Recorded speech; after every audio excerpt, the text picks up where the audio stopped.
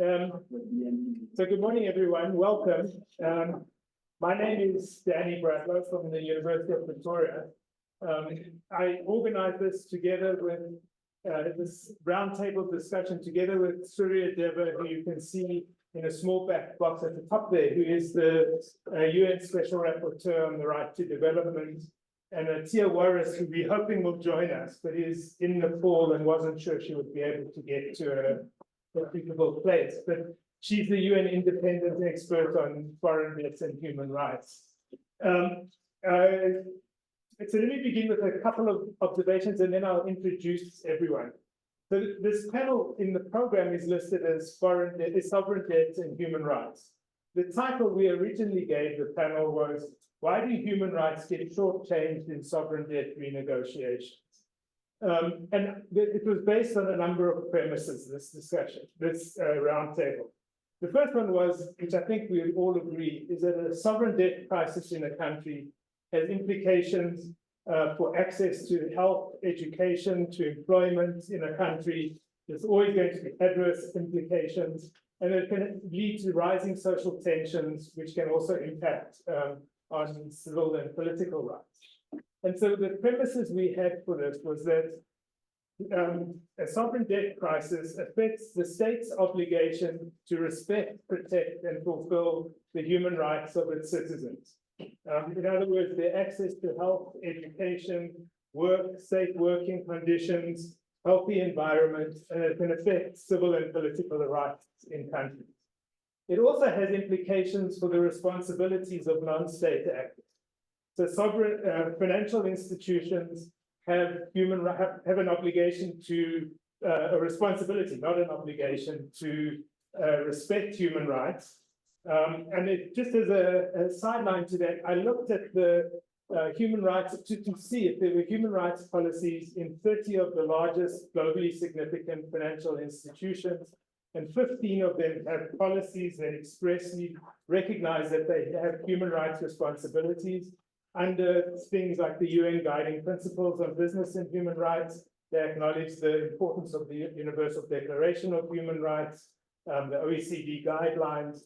So very explicit policies recognizing that. In addition, non-state actors include the IMF. And as an international organization, it's bound by customary international law, which includes at least some human rights obligations. Yet, despite all this, it's very seldom that you see any evidence that in a sovereign debt renegotiation, human rights have been explicitly considered by either the sovereign debtor or the creditors. And so we wanted to look into why this is the case.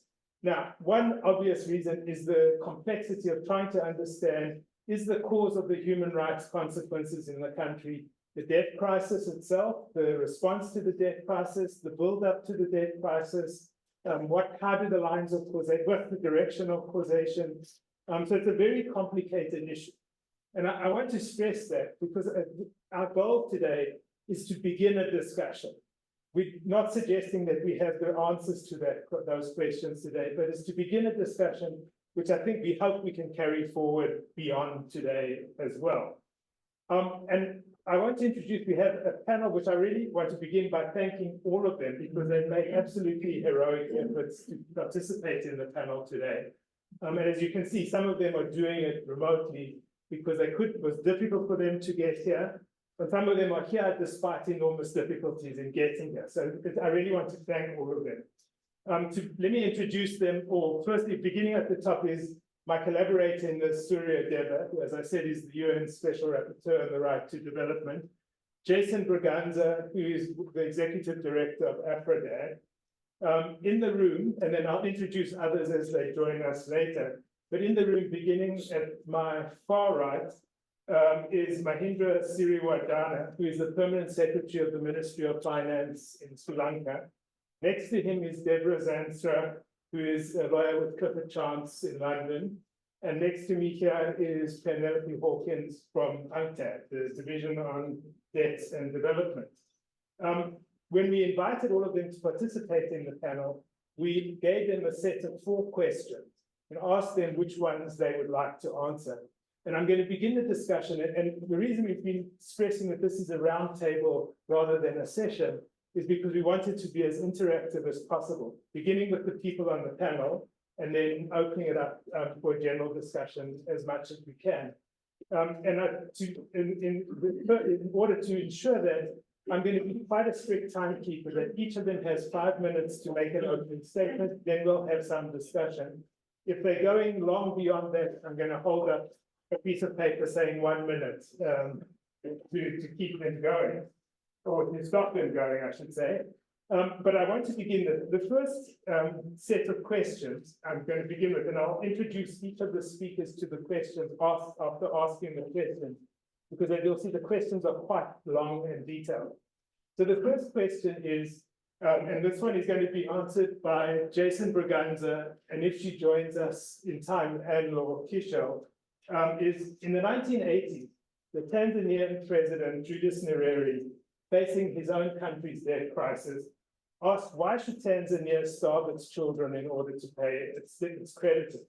He was viewed as financially ignorant and his question as naive, because the focus of sovereign debt renegotiations should be and are, in fact, about how much the debtor can pay and on what the contractual obligations of the debtor towards the creditors are. The debtor's other legal obligations, in effect, are treated as being outside the scope of the negotiations. So the question we ask is, why should sovereign debt renegotiations prioritize the contractual rights of the creditors over the other legal obligations of the debtor, such as its obligations to its public sector workers, pensioners, children, etc.? Jason, over to you. Can you hear us?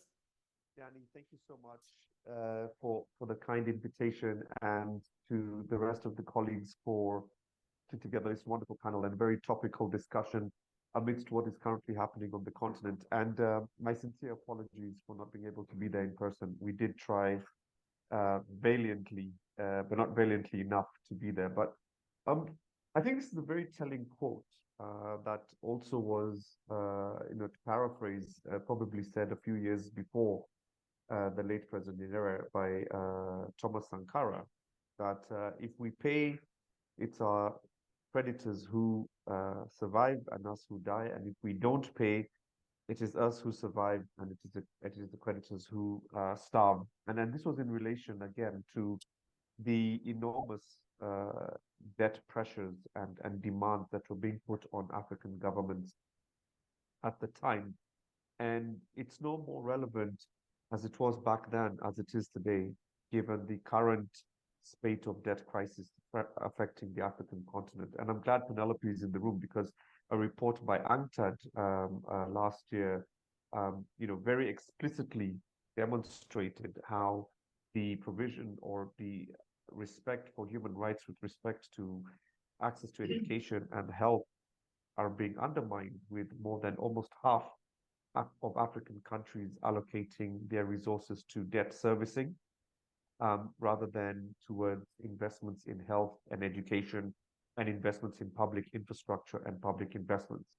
And so it is very telling that we, almost 30 years later, 40 years later from this quote, we are still being faced with a situation where the global debt architecture does not see it as necessary nor important to integrate obligations towards human rights and respecting and upholding human rights in the contract clauses or in the contract stipulations. And so and I think this is also more telling that we did have a debt cancellation period in the early 2000s, and within that debt restructuring opportunity reform of the architecture, neither that has found its way into the system.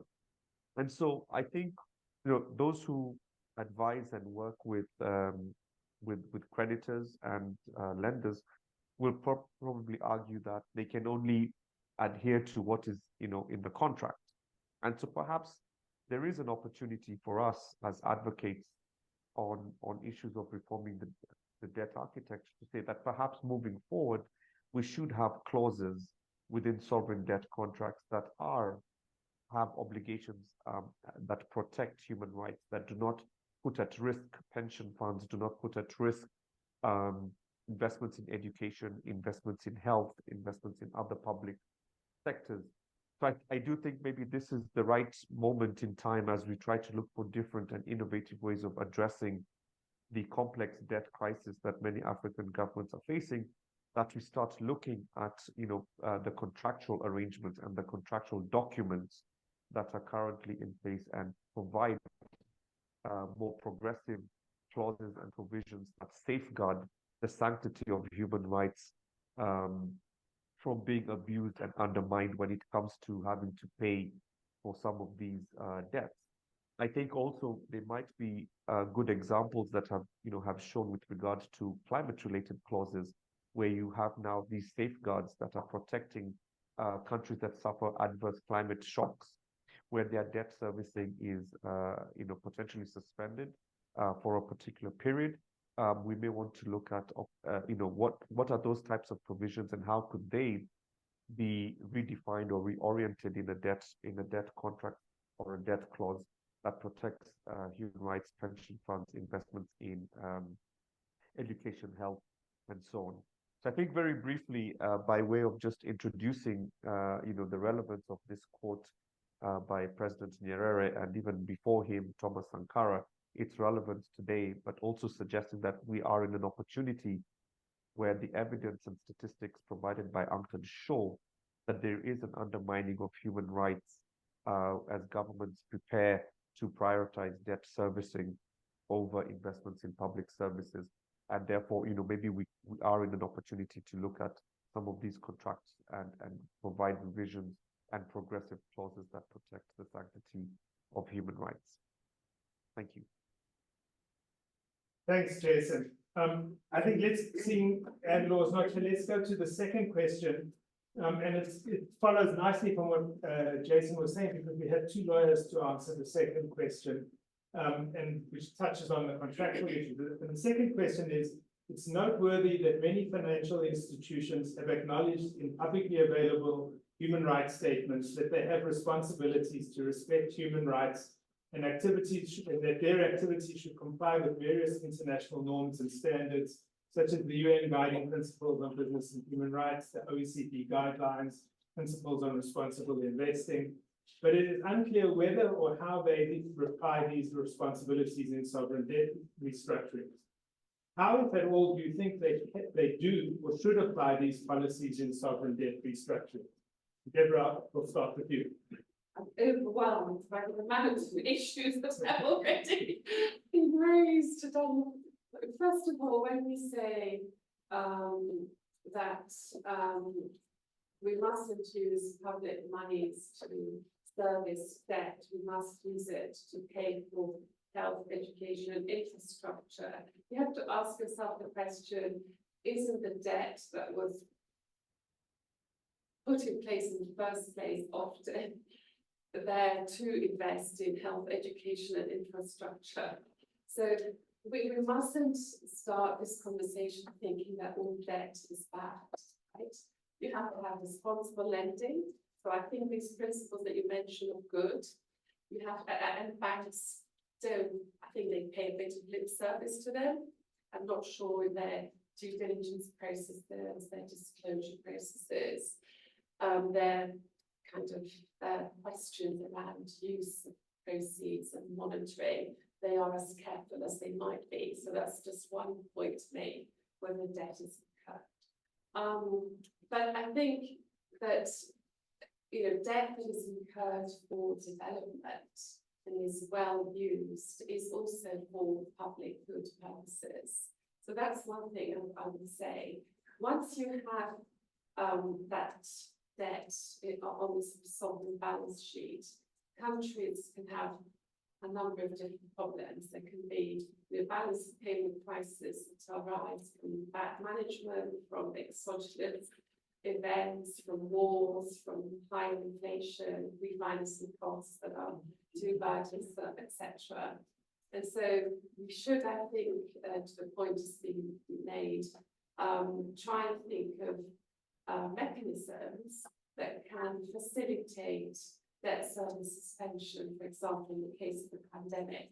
We saw the G20 DSSI initiative, where there's been lots of work being done. I'm quite heavily involved with this on climate resilient debt clauses. So there's an exogenous climate event that allows, if these contractual mechanisms are embedded in the sovereign debt instruments, the country to choose to prefer to pay for a period of time, whilst it gets back in speed, so we can repurpose the funding that would otherwise be used for debt servicing or meeting sort of human needs. But I just feel to set the scene, when there is a crisis in a country that has financial difficulties and it's being proactive about its problems, it will often either decide to impose a moratorium or default. But a key part of that journey for most governments is to ask the IMF for financial assistance and program. And so it's not just that some of their restructurings are done on the basis of contracts between the debtor and the creditor. Those are part of what we work with, but they're also done in a context, typically when there might be an IMF program, the IMF comes in, it has to do a debt sustainability analysis. As part of that analysis, it will agree some debt targets for the country. It will also ask the country to carry out reforms and to look at what policies need to be put in place in the country to improve the life of the country's citizens. And the country will commit, as part of a sort of memorandum of economic and other reforms, to the IMF to implement those reforms over the life of the programme. And the IMF seeks to restore debt sustainability as part of the programme, and if that requires debt restructuring, there are norms and practices through IMF-vetted policies, but also through Paris Club and G20 official committees and so on, as to how those sort of roadmaps are implemented. So just to say, it's not just a battle between creditors and the sovereign around contract-based agreements. Other sort of norms and practices and frameworks that really impact. Now, the IMF has huge leverage as a key player in these processes. One of the questions that has often been raised is, why do human rights not become more entrenched in IMF sort of commitment requirements? But I would say, they have a whole concept of social safety nets, and that is, a key part of how they look at the human capital kind of implications of the programme. I mean, we'll still remember years ago, Greek pensioners set themselves on fire in front of the Greek Parliament. We have to understand that these adjustment policies that are required of debtor countries are absolutely huge, and real people do suffer. But the whole objective around these plans is to enable the country to receive funding again from multilaterals on concession terms, from other concession and lending sources. And that's all about, restoring the economy. And economic well-being is very important for human well-being as well. Right? We have to ask ourselves, what do we mean by human rights? Do we mean just access to health and education, or do we also mean the ability for people to be entrepreneurial, to pursue their own economic well-being? And a key part of that is the respect of property rights, right? Even in the Human Rights Convention, there are references to people being able to enjoy property without some discrimination. So having a good investment climate to help the economy also really helps people get out of poverty and improve their lot in life, and help government invest more in education and health. So I think the picture is a little bit more complex. I also wanted to draw out now, if I still have 1 minute, Yes. that whilst it's not perfect, we are seeing an increased focus in the investment lending sort of path on issues to do with environment, social, investment, governance, and so on, especially E and the S. I think the governance is lagging a little bit behind. And so these instruments that are now becoming more and more common in the market, in terms of green bonds, social bonds, sustainability-linked instruments for governance, like KPIs and so forth, also show an increased willingness in the markets to focus more on how funding is being used by countries, and there being a willingness to have a bit more impact reporting around investments.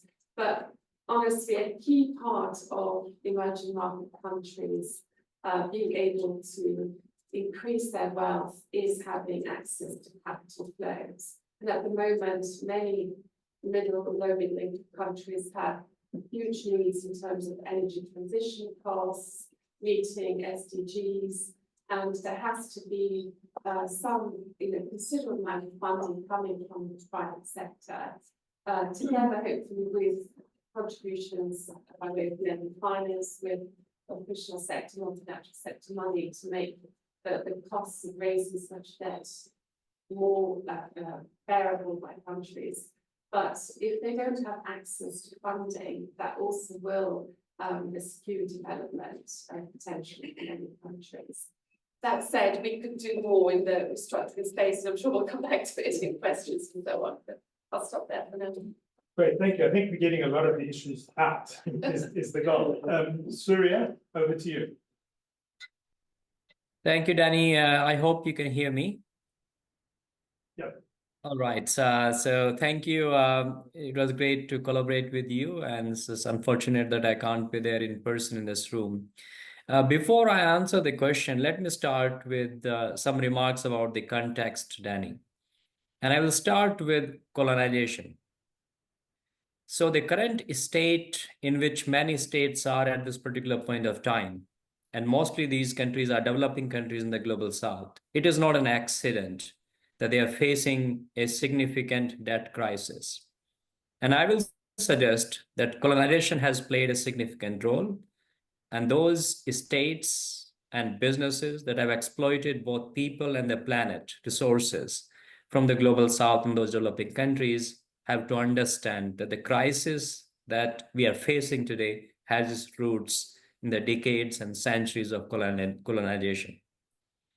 So this is one C. But I would also like to mention other C's that are relevant: COVID, conflicts, climate change, and corruption.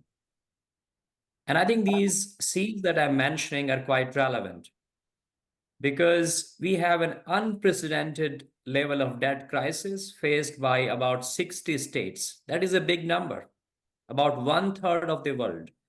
And half of the world population lives in those countries which are facing a significant crisis because the debt is more than 60% of their GDP. So what I'm trying to suggest here is that we have to understand the historical context and the root causes rather than addressing the issue in a silo and a superficial level. And I wanted to make that point of context before I respond to the question specifically.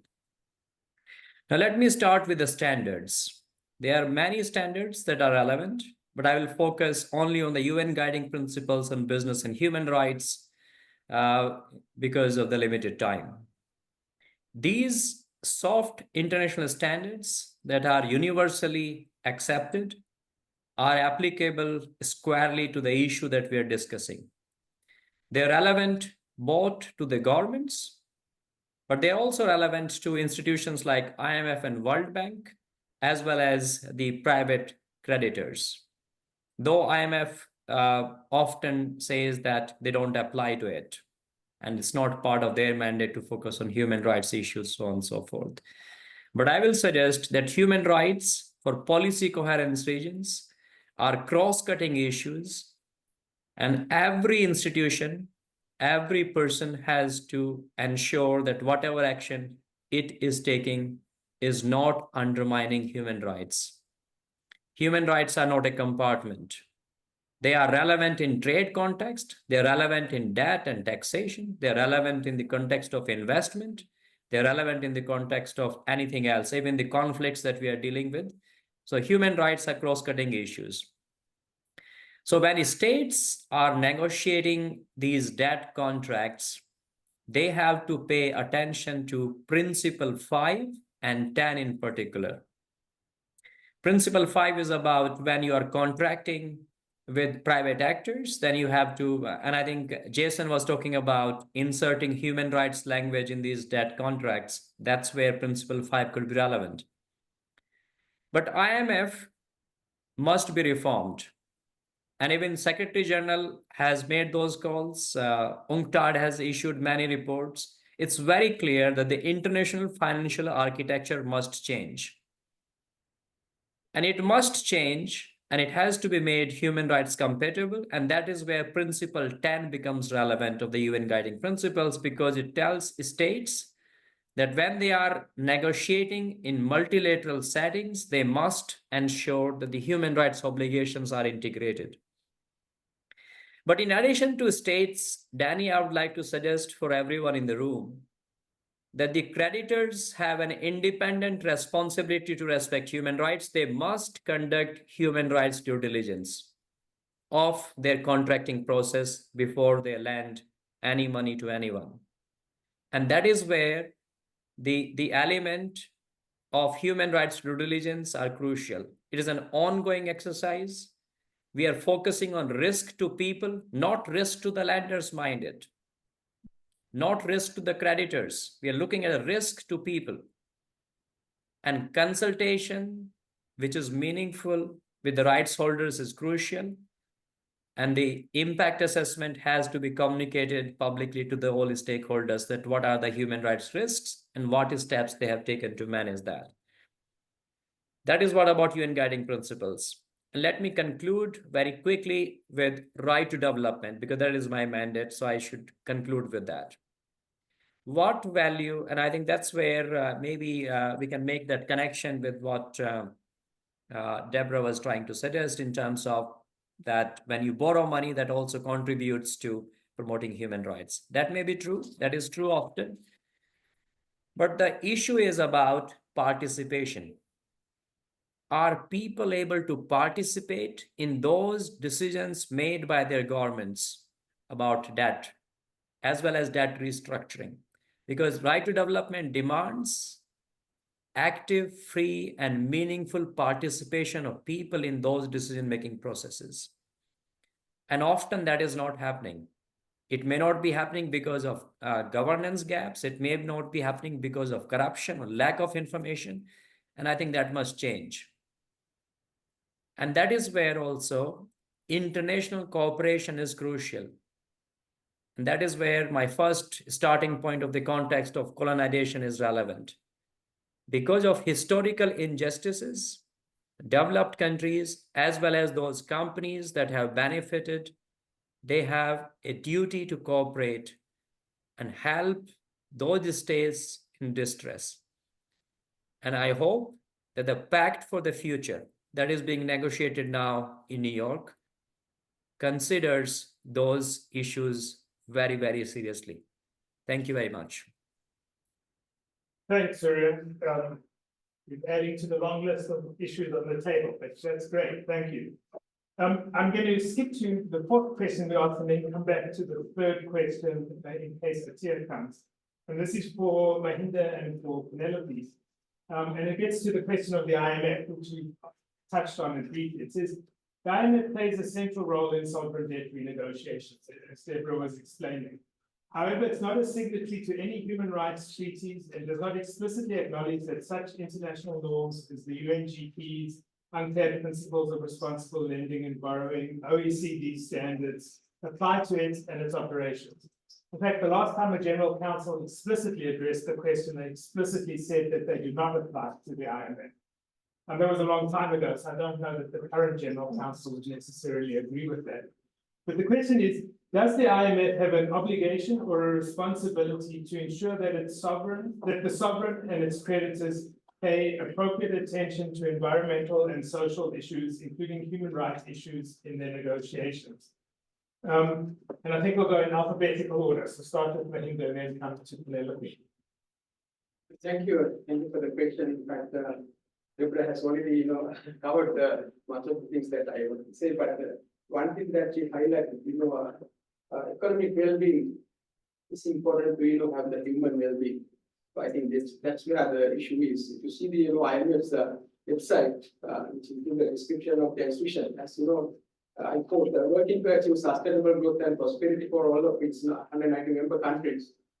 It does so by supporting economic policies that promote financial stability and monetary cooperation, which are essential to increase productivity, job creation, and economic well-being. So the IMF is governed by and accountable to its members in the countries, I unquote. So the references to this sustainable growth and economic well-being, in particular indicate that IMF mandate goes beyond the sort of mechanical macroeconomic outcomes. The policies that are promoted by IMF through a program designed must consider the holistic implications of macroeconomic policies that any program or any country would implement under their situation. So it is very evident that the IMF as an institution has also been sort of evolving. Let's see in the past, there were sort of perception that their concern is one policy fits all sort of things have now been changed. So institution is also being sort of evolving. So at the World Bank. So in the present day, the IMF seems to have adopted a more holistic approach and to avoid sort of unintended consequences of other social objectives beyond the macroeconomic policy measures. Particularly in the case of Sri Lanka, if you see the program that they are implementing right now, there is a pro number for welfare expenditure. This is one of the key area, and also the governance reform that we are basically implementing under the government program. The debt restructuring, being seen another important aspect to this issue. So at the risk of oversimplification, debt restructuring negotiation is essentially a negotiation on the allocation of cash flow between repayments of creditors and the well-being of citizens. And secondarily, the allocation of cash among different creditors. This is very important to understand. And in that context, whatever the cash flow is recovery for the creditors as a whole, it could be at the expense of citizens of the debtor nation. And the role in this allocation is very central. When you are basically, facilitating the negotiation process between the creditors and the debtors. So at the first stage of program design, as just mentioned, debt sustainability is very important because that's where the related targets will be basically provided to both parties. And then the sovereign's contribution would be primarily, budget primary deficit of the budget built into the DSA, and the creditors would absorb LPV losses to achieve the overall debt reduction target.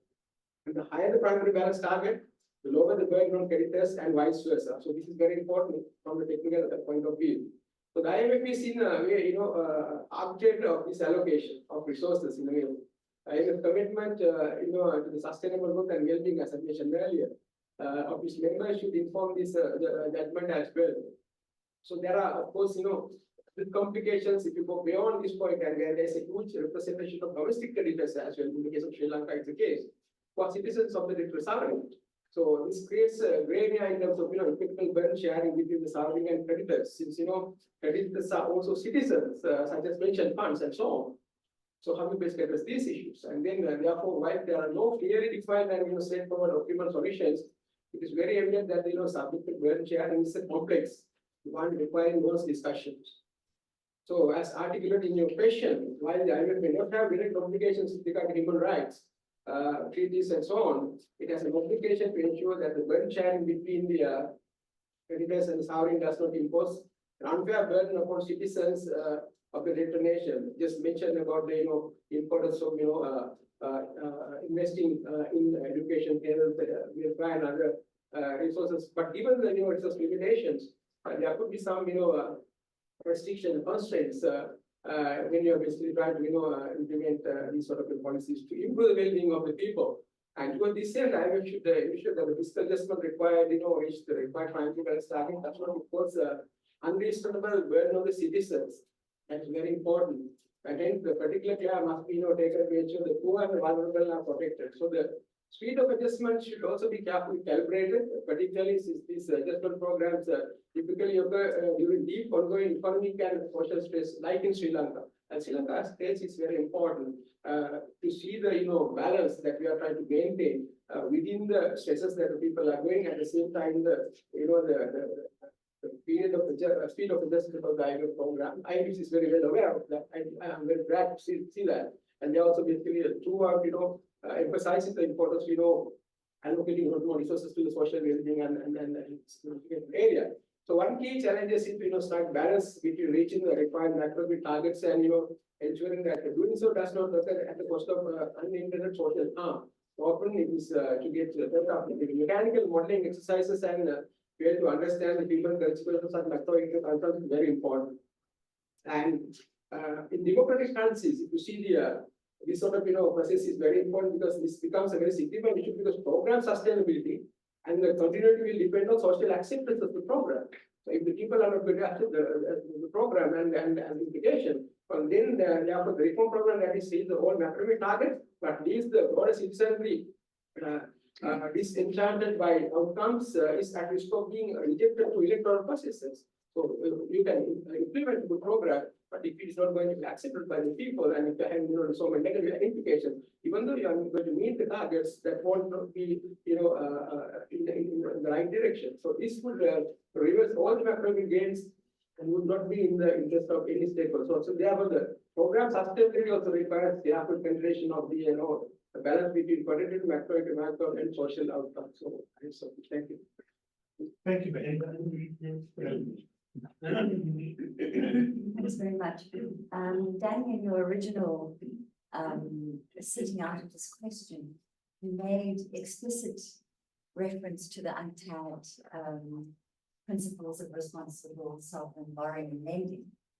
And I think I'm going to start there.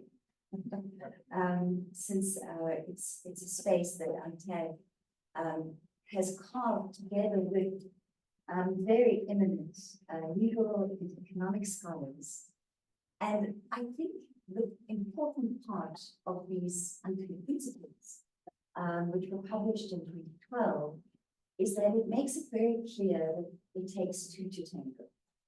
And so there are 8 principles that refer to borrower behavior, borrower guidance, and 7 that involve creditors. And the point of these principles is that they should guide not only the acquisition of the debt, but really, very importantly, the restructuring processes associated with debt distress. Now, in that context, and given, of course, that the IMF does not acknowledge those principles, I think it's useful to bear in mind that the IMF, we know, as has already been mentioned on the panel, is a key international organization in terms of making international economic growth, which includes both the written rules, but also ideas, discourses, practices of bureaucrats, practices of legal practitioners. And everybody is aware that the IMF, through both its mandate and its influential position, disseminates regulatory concepts. Now, can the IMF therefore apply to both creditors and debtors human rights within that regulatory structure that it so influences? And I think that this idea of the two to tango has to be borne in mind throughout, because if the IMF is imposing upon the debtors certain requirements in terms of austerity, change of social spending programs, or even if it's not directed at social spending programs, but the conditionality is now simply described as reduce your fiscal deficit by X amount. And perhaps it's been left up to the nation state to decide which things to cut. The reality is that that's part of the story, but what about the creditor story that Deborah mentioned, where perhaps disclosure is not fully taken into account at the time of the acquisition of debt. And so I think it's that balance that I'm asking for. I think there are two issues at stake. First of all, how human rights are incorporated within the debt restructuring process. And then this idea of the, I'm not sure if I should call it sovereignty creep or IMF creep. But let me start with the first. We've recently, in fact, I think on the eve of this event, there was a book published around debt and feminism. And there were some interesting contributions in that book. One which argued that the way in which the IMF has incorporated gender, which is clearly a human rights issue, into its day-to-day operations is as a means to macroeconomic stability. And if you see it as a means, of course, then you are looking at it differently from how does one actually measure the equality of a human being who is in fact perhaps spending part of her life in an unpaid care environment. Now, I mean, I have some work that I've done in the past on financial inclusion. And for example, I think this is a good way of seeing how gender can be incorporated that isn't about real equality. So a lot of work has been done around financial inclusion. And if you look at it from a means perspective, the most important question you will typically ask is, do as many women have bank accounts, or proportionally many women have bank accounts as men? And that's a fairly easy thing to measure. However, financial inclusion with the gender lens is far from automatic simply by a count of bank accounts. What is really important is the design of those bank accounts. For example, in some work that's been done fairly recently, it was interesting to see that women really wanted the design of a program where, for example, they were able to disable the bank balance of their account by a fingerprint if they were being pressured by a mother or perhaps a spouse. And those are things that involve financial inclusion that works for me. So it's not about how many have accounts, but is the design. Now, I think when you think about conditionality and human rights and how that's going to be taken up by the IMF, I think we need to start off with the debt sustainability analysis. Of course, this has been mentioned here in the panel. We know this is a risk assessment for the IMF. But the question is enough prominence given to the risk of the people in the debtor country? Now, we know that if the IMF were to take this on, the question is we have to ask crucially is, what does an IMF that take human rights seriously look like? So is it, yes, surely it would be a DSA that looks at economic and social aspects. It would also be a debt restructuring mechanism that enables the sovereign to actually engage and to modify the assumptions around growth prospects and spending cuts. A process that also pushes back on creditors.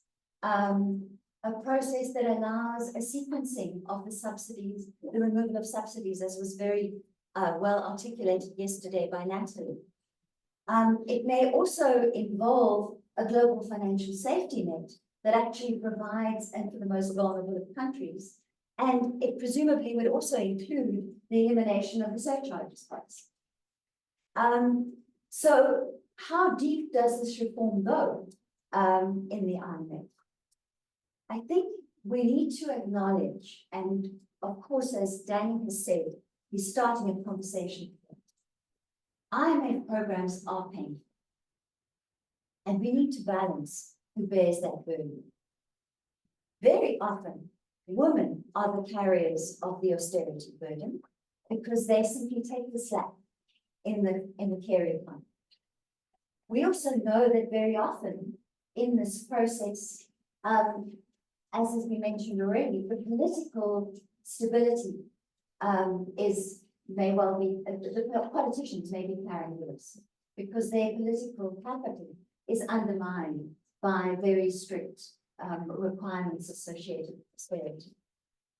There was a paper yesterday that I thought this is where I would start. There was a paper yesterday I thought was very useful that was presented by Astrid Anderson, and she spoke about how there is a sovereign immunity of the assets of the central bank for most countries, but there is not a sovereign immunity for the public debt or the sovereign debt that has been undertaken. And that perhaps we need to find ways to acknowledge that although the sovereign debt contract may well be commercial, and there may well be ways in which we can design that so that it's cleverer, as Jason and Deborah have suggested, we also need to have a more nuanced debate about what happens during restructuring, because it's not just about the contract, it's about the pain and who's bearing. Thanks, Penelope. Lots to talk about there. The last question, which I'm going to attempt to at least put on the table, because I think it's an important thing that we do, is flips the question in a sense. And the question is, assume the debtor and its creditors say that they intend to reach an agreement that fully respects and complies with the sovereign's human rights obligations and the creditor's human rights responsibilities. Does human rights law provide sufficient guidance to help them reach this objective? So in other words, in a specific transaction, how do you actually apply human rights in a specific debt transaction? Because at the end of the day, that's the critical question if we're talking about this. And I want to take a sort of bit of a detour and summarize some of the things, because it struck me that as we went through this discussion, there are a number of key points that are common, which are relevant to this. One is the importance of the contracts and of the legal obligations of both sides.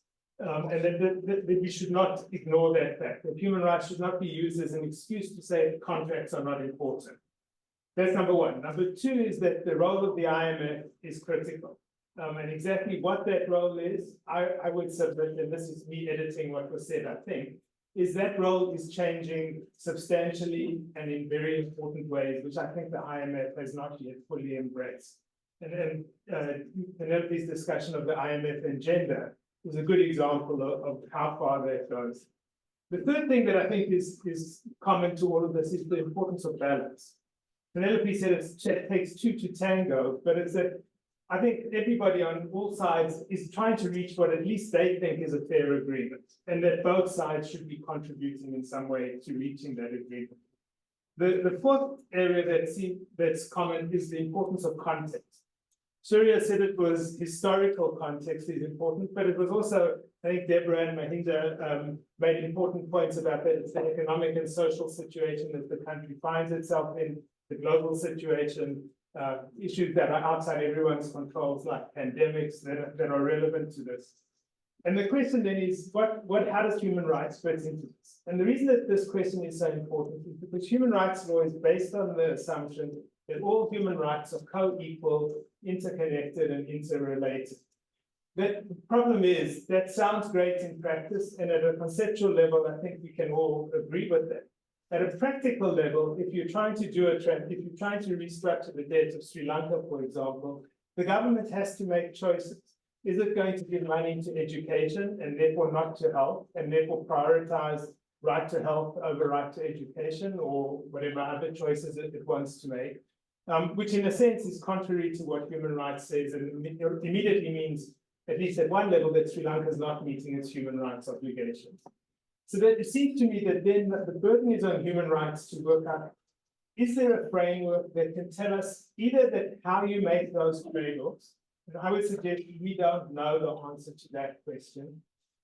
If you can look at debates that have gone on outside the sovereign debt context, but in project context, those debates have been going on for decades, and we're still no closer to coming to really good answers. But then what human rights can do, and Surya was hinting at this, is set up procedural mechanisms that at least tell us and create a framework which require and put the burden on the parties to justify what they're doing in terms of human rights. So that to say, yes, we've thought about it, we understand fully what the impacts of what we're doing is, who will be affected. We are making these choices, and this is what we expect the consequences to be, and here's why we think this is justifiable.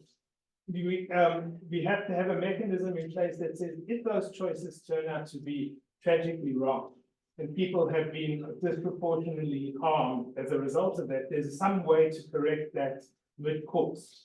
Because if we can't do that, then those people are going to be irretrievably harmed forever. And the consequences of that can be multi-generational. But those choices have to be the sovereign's choices ultimately. And I suppose the last thing which has been implicit in a lot of what people have said is that there's a question about sovereignty that's at the base of all of this, which is not fully integrated. And I'll end with this because I think this is, I mean, it's noteworthy that the IMF articles and the World Bank articles do not mention environmental and social issues at all. Whereas if you look at the AIIB or the New Development Bank or even the EBRD, they have references to social and environmental issues. And it's not that in 1944 people didn't understand that if you build a dam, it has environmental and social consequences. It's that they believed that the decisions on those were the sovereign's prerogatives, and that it was the obligation of the external lenders, whether they be public or private, to respect those choices, take them as given, and make decisions about whether to lend based on economic and financial technical specificity. That division of responsibility, we can call it that, has broken down irretrievably. Climate has destroyed it forever, probably, but ESG, the due diligence, the new corporate due diligence rules in the EU, the modern slavery laws, the reason that there's all this anti-woke nonsense in the US around ESG, all of that is because people have recognized that the division of responsibility has shifted and that businesses can no longer treat as externalized all environmental and social issues. And that what human rights offers, and I'll end with this, is it gives a framework that the global community has accepted, because almost all states have ratified at least some human rights conventions, that they've accepted as a framework of what's good conduct. We don't know how to implement it, and that's the next debate we have. And that's why I think this is the beginning of a debate that we need to continue, but it's a debate which we have to base on those generally accepted principles. The UNCTAD principles, the UN guiding principles are also feed into that in some way. Whether they're fully accepted, of course, is another issue, but at least it gives us that framework. And the challenge for the IMF is it does not accept that there's a framework outside its own rules and procedures that it has to follow.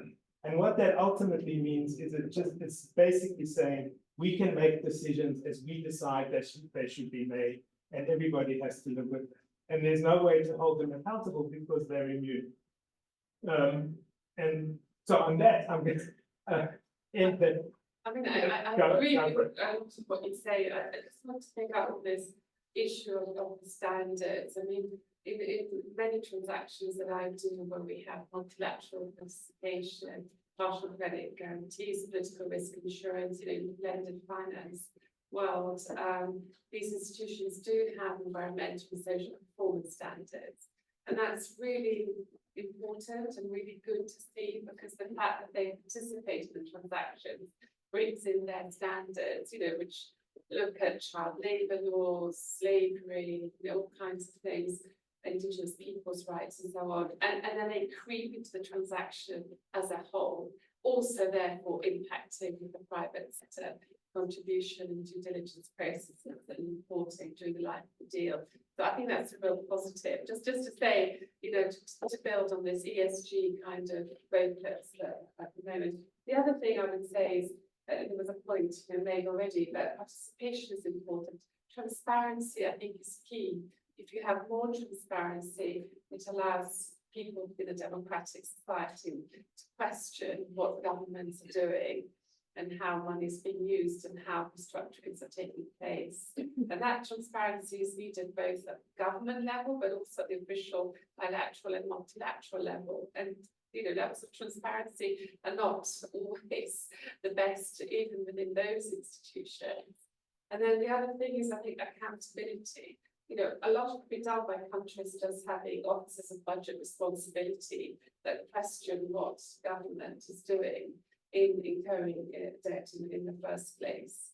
So I think, and the other thing I would say, we can't always think that if you pay less debt, you can spend more on health education, that will lead to better outcomes.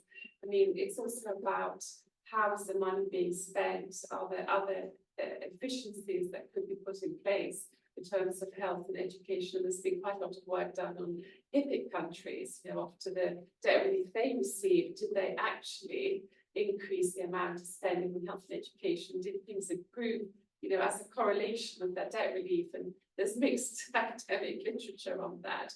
So I think it has to be a policy mix in terms of, better government as well as, better lending that needs to be taken into account. But I agree. Sorry.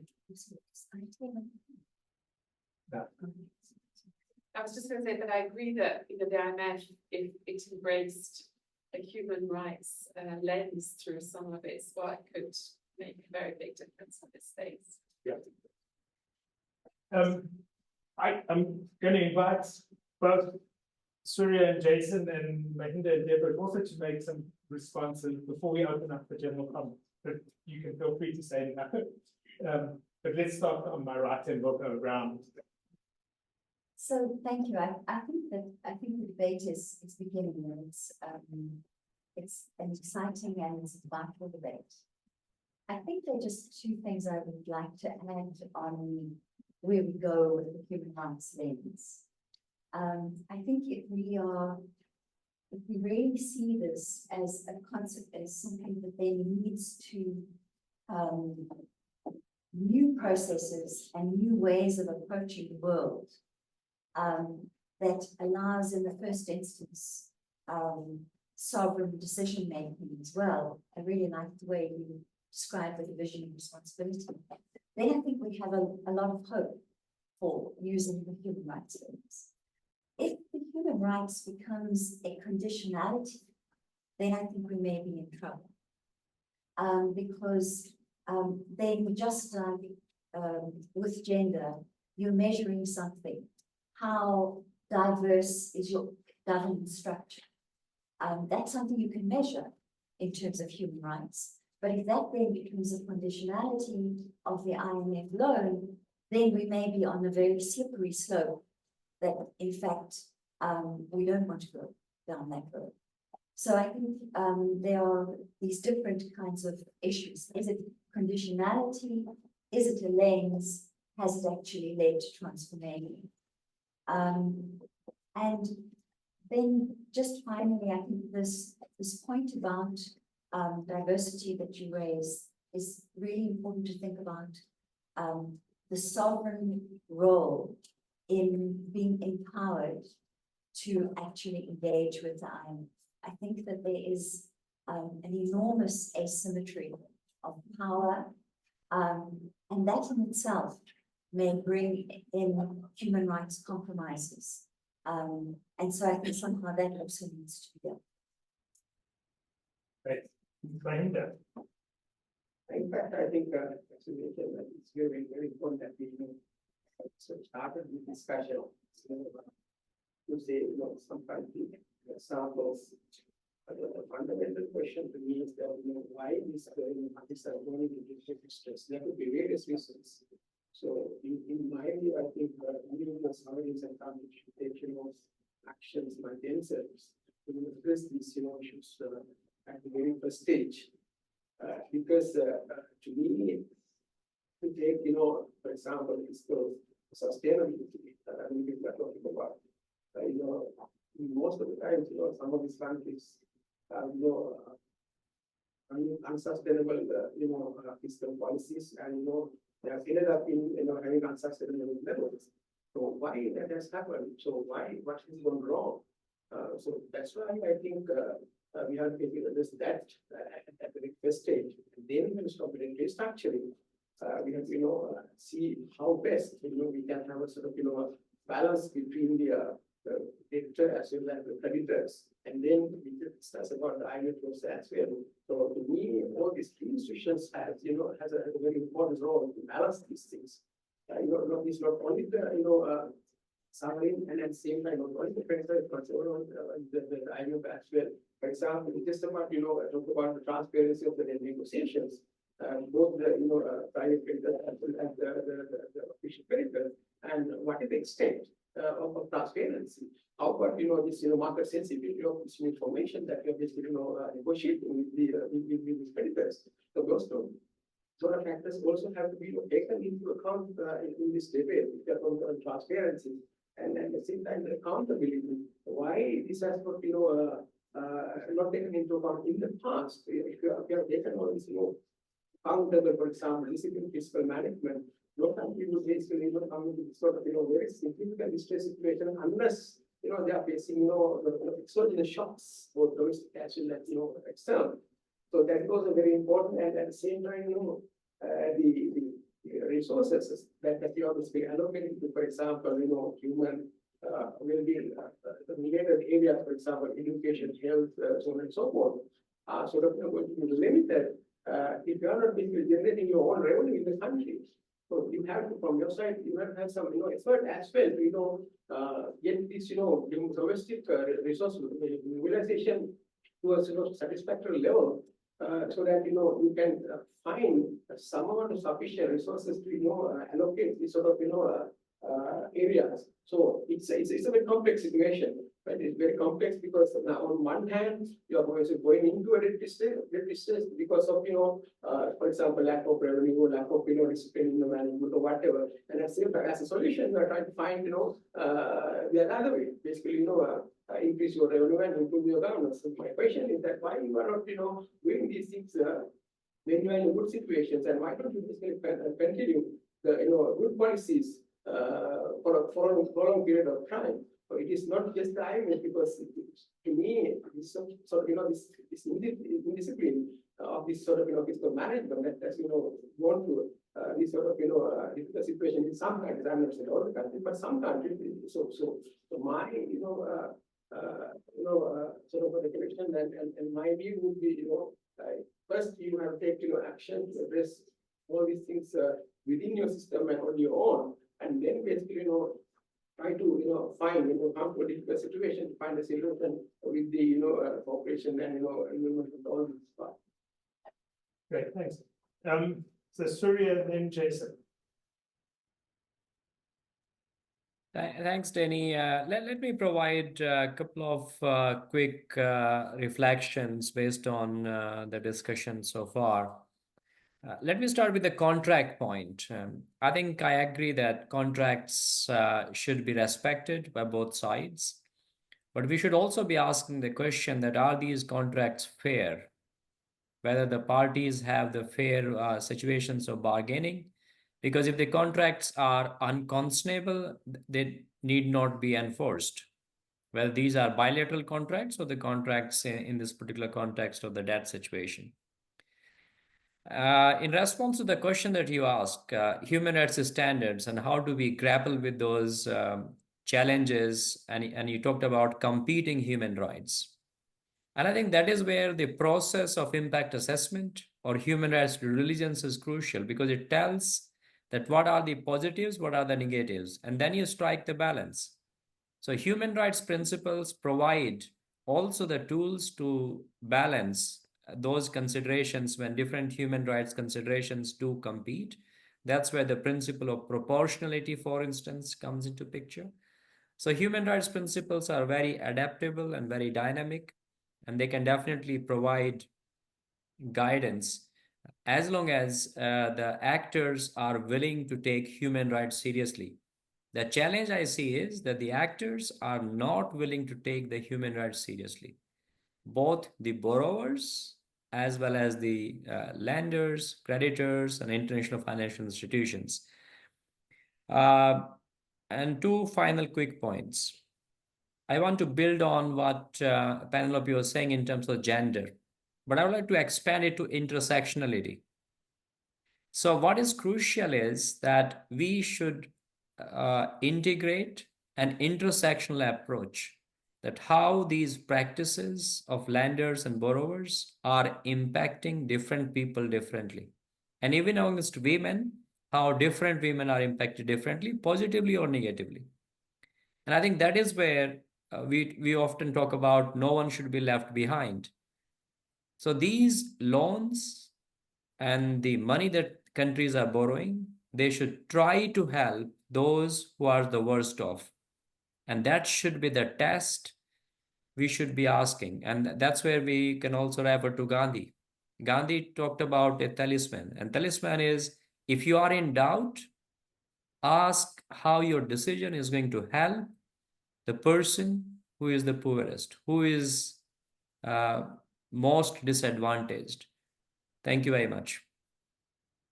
Thanks, Surya. Jason. Yeah, thank you very much. And I think it's been such a rich conversation and a lot of intersection in terms of how to integrate and enforce. Perhaps three reflection points from my side. At the national level, if we start with sort of domestic legal frameworks that provide the governance framework on loan contraction and loan management, perhaps first and foremost, there might be an opportunity there to integrate some of the principles that protect human rights in terms of what informs borrowing purposes, utilization, and how debts are then repaid. And I think this is something that AFRODAD has been working on, particularly through its African Borrowing Charter, to try and ensure that these types of principles are ingrained in the domestic policy legal framework. So perhaps there's an opportunity there. I think the second point is around negotiations. When you do reach a point where a sovereign needs to sit down with its creditors and negotiate a restructuring, a relief of whatever form, and where the International Monetary Fund is the intermediary or the interlocutor in those negotiations because of its very influential role, there should be a space allowed by the borrower to ring fence and protect any potential diversion of resources towards creditors from affecting already pre-planned budget allocations to sectors such as education, health, water, and sanitation. Because invariably in these restructuring, there's usually a parallel or simultaneous IMF program that's being run in a country that includes quite deep fiscal consolidation and austerity measures. So in that process of restructuring and negotiations, that we ensure that member states and borrowing countries have the space to ring fence those budget allocations so that, as Surya has mentioned, that we can then integrate these human rights principles into the negotiations and into the strategies that borrowing countries and lenders can think about. I think the third one is to look at, and I want to build on the point on the relationship between borrowers and lenders and the power dynamics and the power asymmetries that exist. So where then, in the current framework, where there is the space for these power asymmetries to be redressed and a rebalancing of power distribution and ability to negotiate on equal footing, where can these, which is the appropriate space where this can be? And I think, there are opportunities here, and again, proposals that have been posited by UNCTAD is to think of a more global, unilateral, democratic debt mechanism or framework or process that is housed under the auspices of the United Nations, where the sanctity of the Charter of the UN Charter of Human Rights is embodied, can act as a negotiating ground that is fair, that is certainly more democratic, and balances out a bit of the power asymmetries that exist. So I think, these are potential opportunities at different levels, from national to international, that may allow us to facilitate a more progressive integration of human rights principles into the strategies and tactics that we may use in reforming debt contracts. Thank you. Great, thanks. So I've been a very bad time manager. We have about 13 minutes left. So let's open up for comments, questions, and we'll take a round of comments and questions, and then we'll have final closing remarks. The floor is open. And for the benefit of everyone, if you can introduce yourself, just so people know what's Anna from the University of Torino. I will structure my comments in 3 different levels. The first thing is a reference to what Zandstra said about debt, bad debt. I've seen, we all know that states are issuing sovereign bonds with an ESG program, and ICMA has a lot of principles on how these bonds fit in the different categories, and we should be very careful on how states will use those proceeds. So the monitoring phase is an important part in the context of ensuring human rights protection. And I would say concern, because everybody knows that human rights law and financial instruments are different languages. So this is my first point. The second point is about DSA, that sustainability analysis. We have seen the IMF integrating non-economic concerns, climate, as risk, financial risk. And so something might happen, is going to happen, for what concern human rights concern. But if we link human rights concerns to economic stability, then we will miss some human rights along the lines. Because what happens, for example, to children's protection and children's rights, which do not immediately contribute to economic growth, or are not, and many other categories I have in mind. Third point is about human rights impact assessment. We have seen it during the Greek sovereign debt crisis, and apart from that, not many open afterwards. So what about, this is just a provocation, if lenders come to the Paris Club tables with a human rights impact assessment, won't that be a moment in which all the other at the negotiating table should take it into account? Thank you. Thank you. Yes. Thank you very much. Can the online participants hear me? Can you? Yes. Okay, perfect. Because I have a question for Surya, Deva that concerns your remark on the role of colonialism. I was wondering whether strategic litigation in this regard would be an option, to exercise pressure on the system, which doesn't change voluntarily, which doesn't change without external constraints. And if so, what examples, what cases, what consequences of colonialism one might take to get a case, to lodge a case, and make a claim for reparations. Any other? Please. No, just a comment. I'm old enough to remind myself that in the year 2000, in the Jubilee, there was a lot of discussion about the odious debt. And so we had to repeal odious debt contract, which was the bad debt. And that is why then we issued also in my country, Italy, a law that in Article 1, we have human rights as maybe soft conditionality, but anyway, something that had to inform our action on that. And of course, this conversation now could be a little bit more difficult with some countries or with some which are normally known as autocratic countries, some emerging creditors. Now the point is that I want to start. The last remark made by Surya was about the fact of the future discussion we will have at the UN, and the impression that I have that the call, the pressure for a new mechanism of debt resolution. Which also is on the grounds of rights of human rights, is actually meeting a reality in which many countries do not want restructure, do not want resolution. Many debtors, they oppose this because they're afraid to lose market access and for all the reasons we know. And and for them, it's a last resort. Also because I'm not sure that we are worse than when we are with the EPIC. I think the situation now is very bad, but not as bad as it was. So my point is that perhaps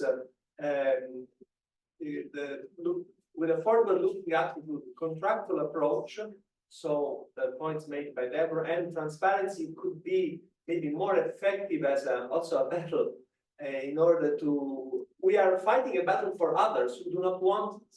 I mean, when I say the debtors who do not want to restructure, so I'm trying to be provocative, but of course, it's not so easy as I said it, but thank you. Great, thank you. Any other comments, questions, criticisms? Okay, so we have 7 minutes, so that's about a minute and a half each. I'm going to start, I think we'll go in the reverse order. So we'll go Jason, Surya, and then come here. So Jason, over to you.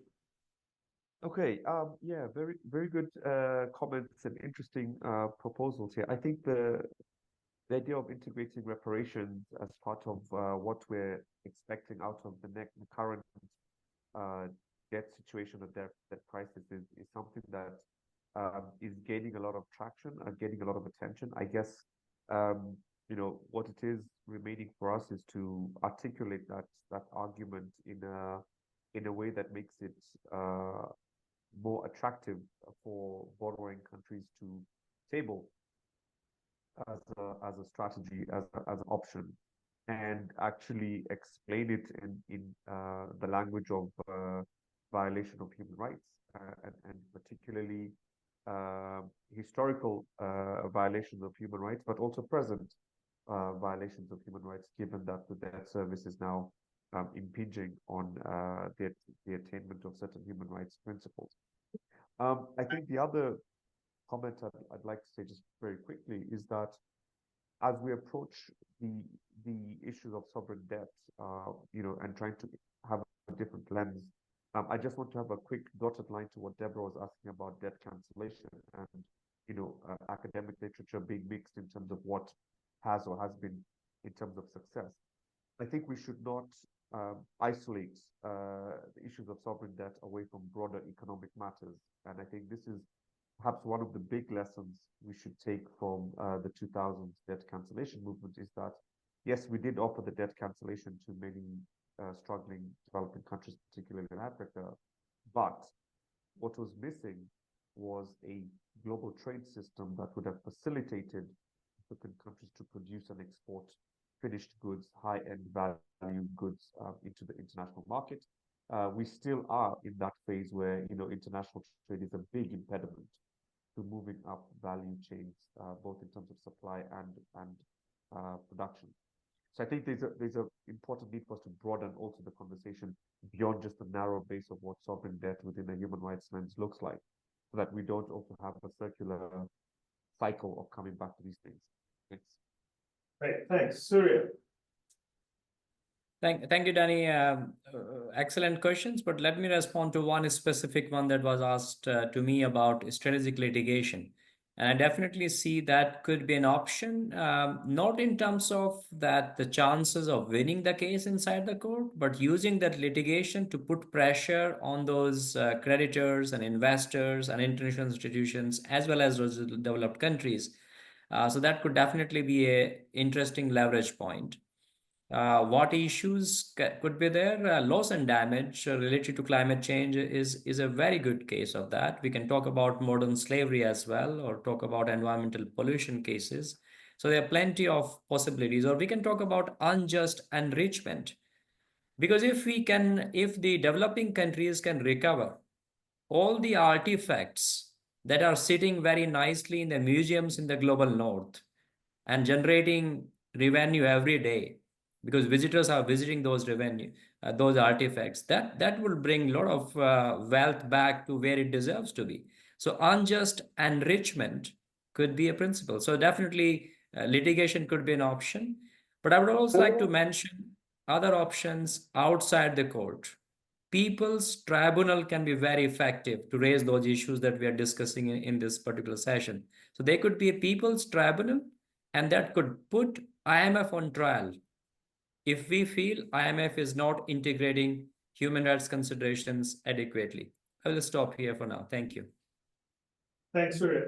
Let's come down the line, start with Mahinda and then move down the line. Final comments. In fact, I don't know specific comment. I think I share my views broadly on this particular areas. In fact, I realized the position that you took very outset in this particular discussion. We have to have this discussion going forward as well. Basically, ensure that these sort of requests and concerns that are coming in from various corners are heard and in a timely manner. I mean, I know that these are very, very complex issues that we're discussing, but at the same time, some are in fact we have been discussing for years, for decades, for example, restructuring and organizations. And those are in fact as time goes on, there will be changes, but until then, how do we basically address these situations, particularly the debt business situation in some of the countries which are in a very difficult situation, and how do we basically ensure the human well-being of these people when it comes to restructuring aspects, and as we discussed, how to basically take these things in the table and address them in a manner that could be sort of acceptable to at least to a certain extent to everyone. So that's the broad and very important question that I see. Hopefully, as we move on along this line, there could be some progressive developments. That's my expectation. Okay, thank you. Thanks, Deborah. I mean, to your point, I think isolate principles are good, but there's principles, and sometimes they don't lead to sanctions for breaches, which is where the monitoring, I think, is needed.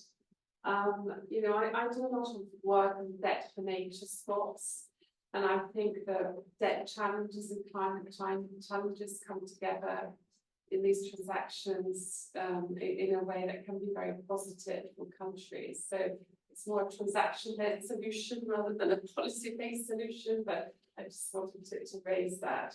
I agree with your point about, we may miss human rights elements if we just look at economic stability in the DSA. The problem with the Paris Club question you raised is that the Paris Club also anchors its work in the DSA. So we kind of go back to a sort of circularity of the fund really being the institution that could be quite sort of changing factor here. I just want to say there are different intersections as to human rights and debt, and we've sort of touched on them as we've had the conversation.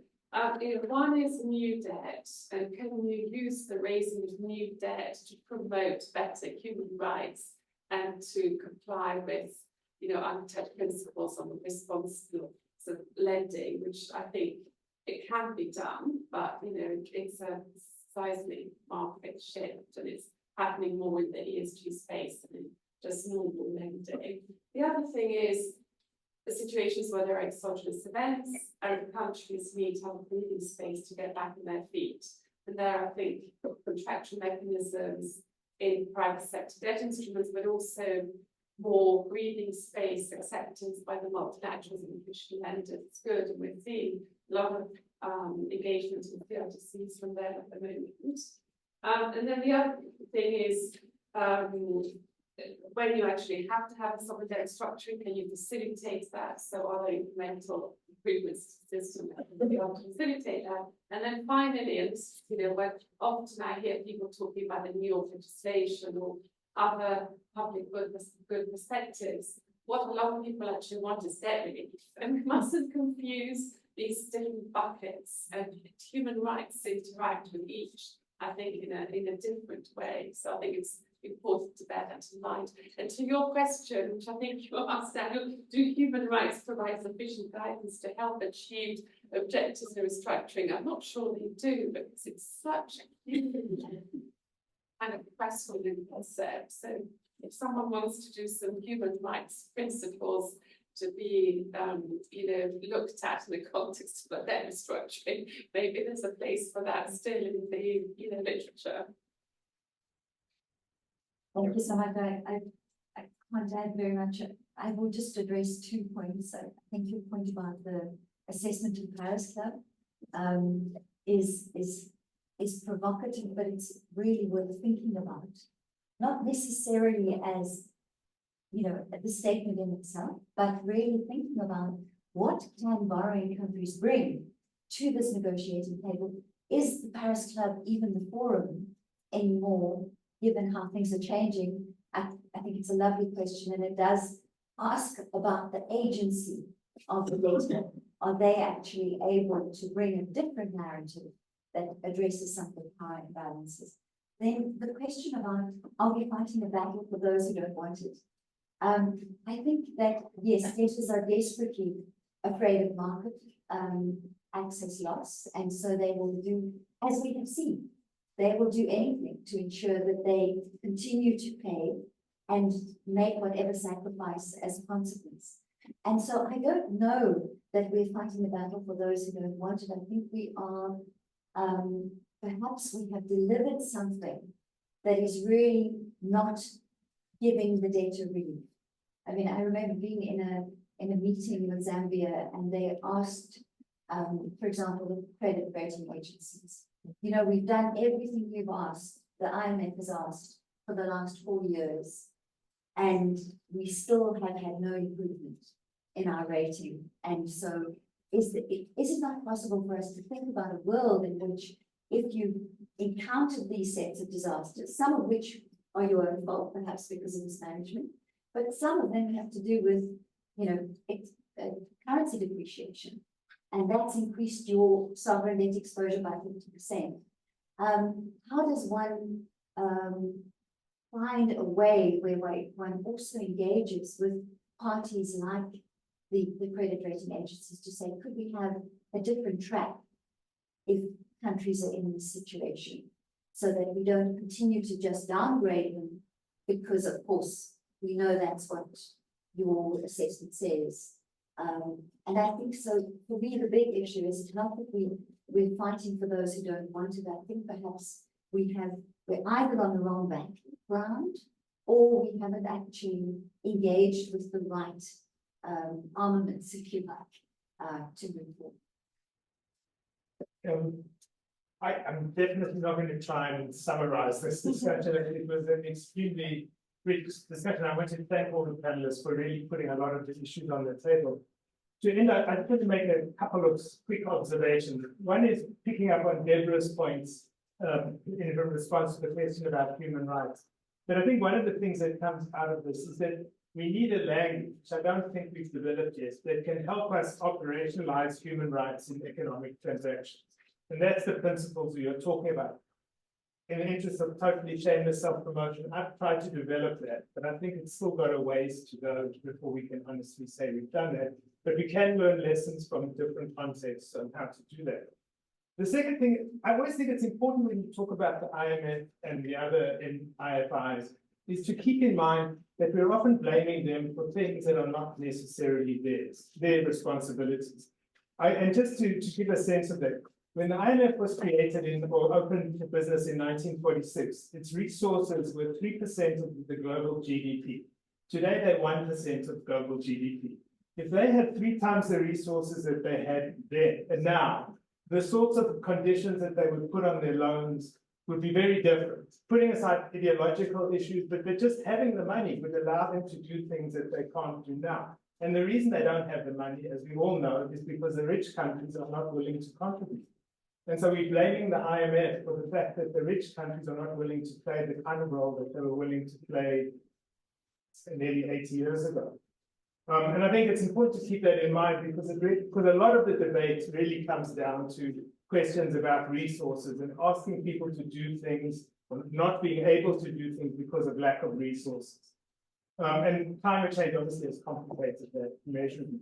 The last thing, Matthias, in response to the strategic litigation, the one forum that never seems to get used that I think is potentially useful is the national contact points of the OECD, which are not, they're weak in most cases, but they have potential important reputational consequences that can push countries and change at least a company, that push the pressure on companies to behave in a different way that could be useful.